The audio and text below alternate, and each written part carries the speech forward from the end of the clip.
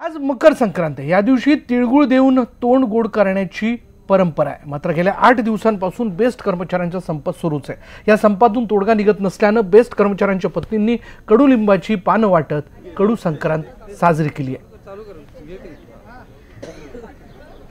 तर संक्रांत हा खऱ्या अर्थाने तिळगुळ द्यायचा सण आहे। तुम्ही काय वाटतंय का कडू संक्रांत? आमच्यासाठी हा सण गोड नाहीच आहे, कारण आमचे गेले 8 दिवस एवढे हाल चाललेले आहेत आणि आज आम्ही हा कडुलिंबाचा पाला देऊन संक्रांत साजरी, कारण आमच्यासाठी गोड काहीच नाहीये ना।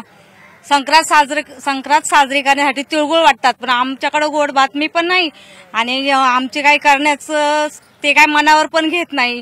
त्यांनी टवल्या पावल्या चालवल्यात आमच्या बरोबर, त्यामुळे आम्हाला गोड संक्रांत साजरी करायची नाहीये। आज कडुलिंबाचा पाला देऊन आम्ही आमची संक्रांत, त्यांना काय वाटत असेल तर त्यांनी आमचा विचार करावा आज तरी, कमीत कमी एवढंच आमचं मत आहे।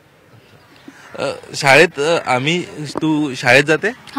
आम्ही शाळेत जाताना तिळगुळ घेऊन जायचो, मात्र आज तुझ्याकडनं कडुलिंबाचे पानं या ठिकाणी तू पण या सगळ्या संपात सहभागी झालेली आहे, निषेधामध्ये सहभागी झालेली आहे। काय तुझी भावना आहे? खरं तर शाळेत जाताना आम्ही संक्रांतीसाठी तिळगुळ वगैरे घेऊन जायचो, पण आज अशी वेळ आली की गेले 8 दिवस झाले संप चालू आहे, पण सरकारने आमच्यावर कडुलिंबू देण्याची वेळ आणली।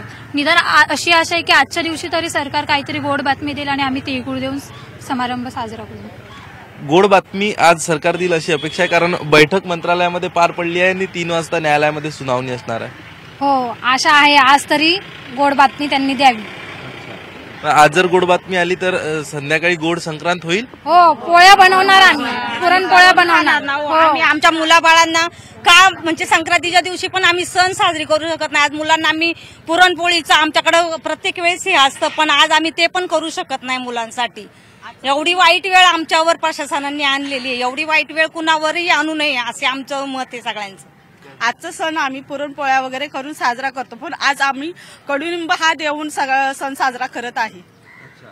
त्यामुळे आम्हाला इच्छाही होत नाहीये की आम्ही सण साजरा करावा आणि आमच्याकडे तर हा सण खूप मोठा मानला जातो। काय तुमच्या भावना दाटून येत आहे एकंदरीत कुठतरी, म्हणजे कोण याला कारणीभूत आहे? प्रशासन याला कारणीभूत आहे। त्यामुळे आम्हाला म्हणजे इच्छाही होत नाही की आम्ही सण साजरा कसा करावा आणि 5 ते 6-7 हजारामध्ये आम्ही कसं घर सांभाळायचं, हे आम्हाला खूप आज मला एवढं भरून आलंय की हे प्रशासन का नाही आमची मागण्या मान्य करत। व्हिडिओ जर्नलिस्ट उमेश गोविलकरसह अक्षय कुडकेलवार, न्यूज 18 लोकमत, मुंबई। सणाचा दिवस आहे, पण एकीकडे मागणं देखील मान्य होत नाहीये, त्यामुळे कुटुंबियांच्या वतीने याबद्दल दुःख व्यक्त केलं जात आहे। सण त्यांना आजचा गोड वाटत नाहीये।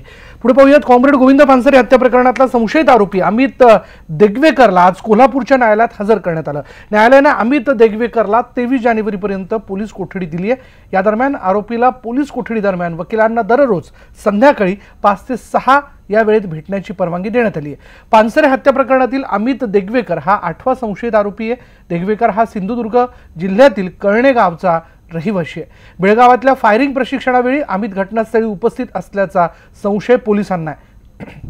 त्याच्या तपासासाठी 14 दिवसांच्या पोलीस कोठडीची मागणी यावेळी करण्यात आली आहे। यानंतर पाहूयात, महागाईवर प्रश्न विचारल्यावर खासदार गांधींची वयोवृद्ध शेतकऱ्याला दमबाजी झाल्याचं बघायला मिळालं। महागाई वाढली असा प्रश्न विचारला, त्यावर कुठे महागाई वाढली, भर सभेत नीट बोलायला शिका असं त्यांनी शेतकऱ्याला सुनावलंय। यापूर्वीही मनपा निवडणुकीत मंत्री पंकजा मुंडे यांच्या समोर भर सभेत गांधी यांनी मतदारांना दमबाजी केली होती।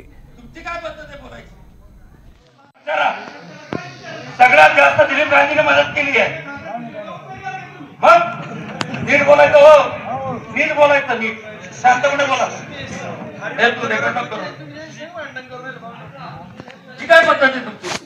तुमची काय पद्धत आहे बोलायची?